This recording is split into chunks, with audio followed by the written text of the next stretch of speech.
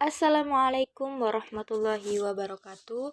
Perkenalkan, nama saya Radela Maira Kansah dari Prodi S1 Pendidikan Bahasa dan Sastra Indonesia dari kelas PA 2020.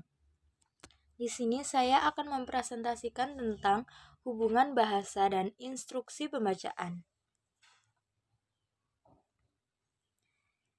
Untuk memperoleh instruksi pembacaan, dibutuhkan belajar memetakan bentuk-bentuk tertulis atau biasa disebut dengan ortografi ke bentuk bunyi, fonologi, dan makna semantik.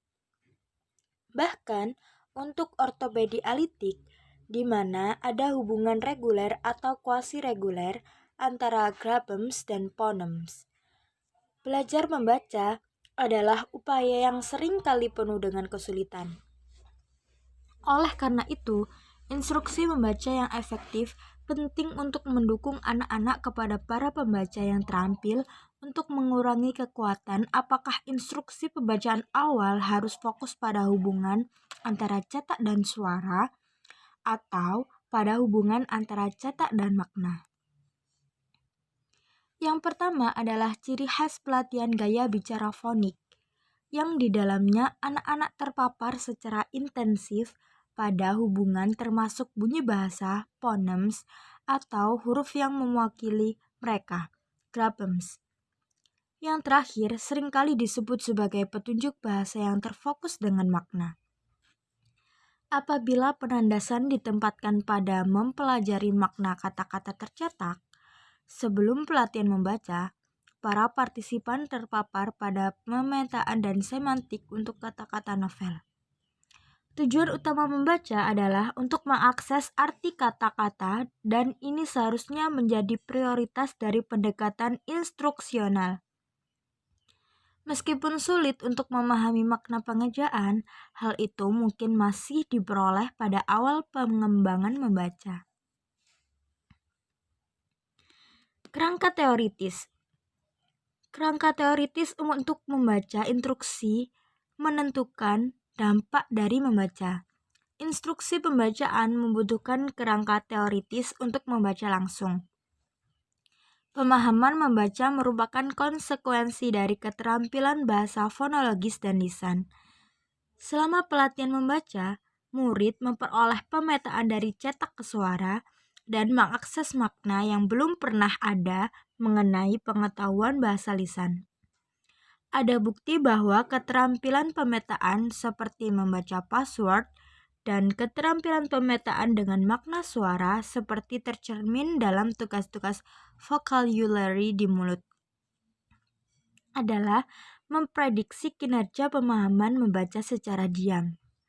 Selanjutnya, memperlihatkan bahwa membaca dengan suara keras dapat dipengaruhi dan dengan demikian keterampilan bahasa lisan secara khusus, kualitas pita suara bernuansa makna.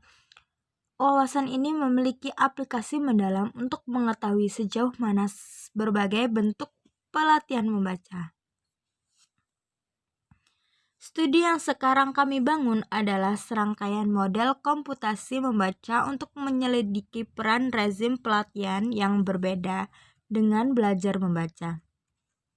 Dan untuk menentukan seberapa memvariasikan tingkat keterampilan bahasa lisan yang telah ada sebelumnya mempengaruhi keefektifan rezim pelatihan ini. Kami memiliki kerangka kerja pemodelan segitiga untuk menyelidiki isu-isu ini.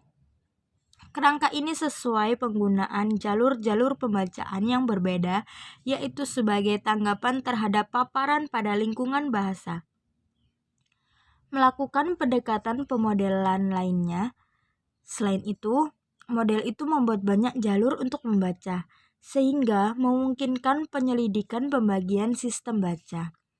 Ini fleksibel dalam belajar pemetaan melalui berbagai jalur berarti bahwa kerangka kerja segitiga khususnya cocok untuk penyelidikan perbedaan dalam membaca instruksi mengenai proses yang terlibat dalam mengajar membaca.